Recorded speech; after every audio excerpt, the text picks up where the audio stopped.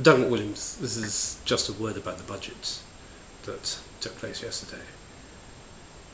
George Osborne's in a tight place because he made a major miscalculation in 2010 that the economy would grow of its own accord, and so based his budgetary strategy on the assumption that growth would be essentially God-given.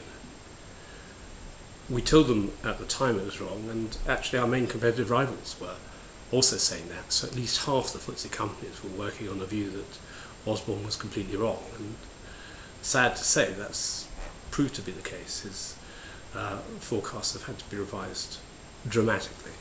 I think he's now getting to grips with reality, or more precisely with the fact that he has to create a sort of virtual reality to live in now.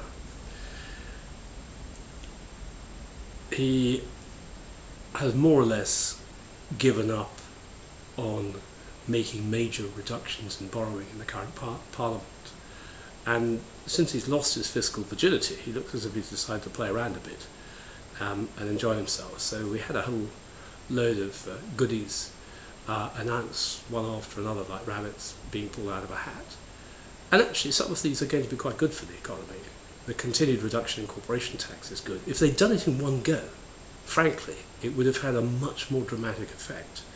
These are stealth tax reductions, and just as stealth taxes sort of come up on the sly and hit you, so stealth tax reductions also come up on the sly, and you get the benefits of them much later than you would if you announced them at once or announced them as a programme.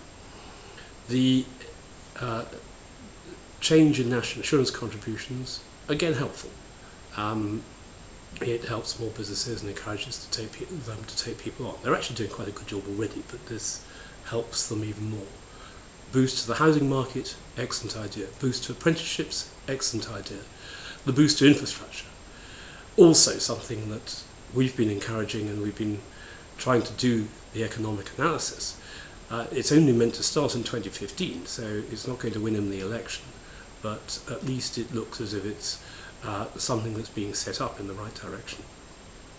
Now, the other side of this coin is that we're being told there's going to be much more active monetary policy.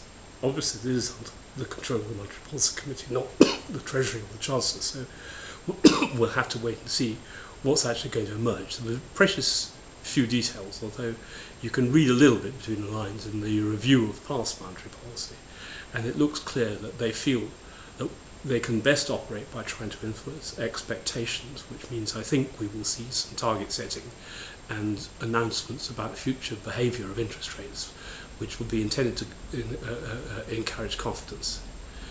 So, all in all, the budget probably wasn't bad.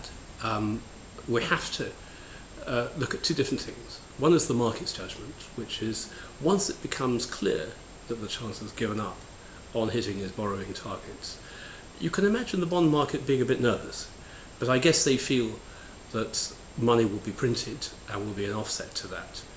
The bond market hasn't looked particularly disturbed so far, and our prediction is that they'll live with this.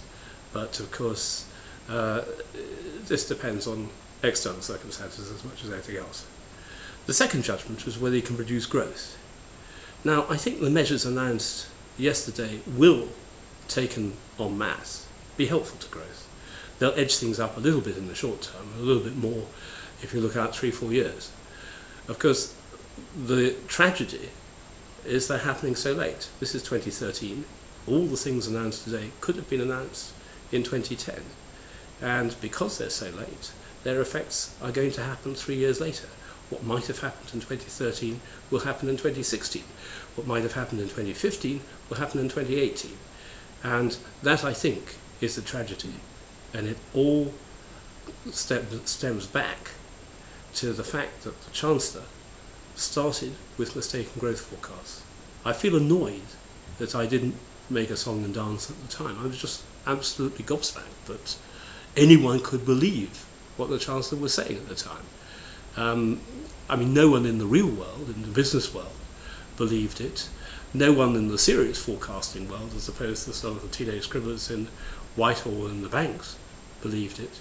But there seems to be a sort of parallel reality in Whitehall, where it takes a long time for reality to enter in, and the tragedy is it's taken 3 years for them to realise this.